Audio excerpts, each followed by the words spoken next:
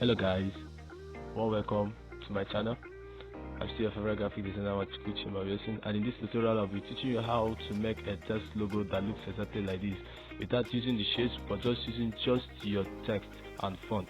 If you want to learn more about graphic design and logo making on Pixellab, don't forget to subscribe, and if you haven't hit the subscription button, please go around and hit the subscription button and the bell notification so that whenever we drop an awesome video like this, you'll be the first to know.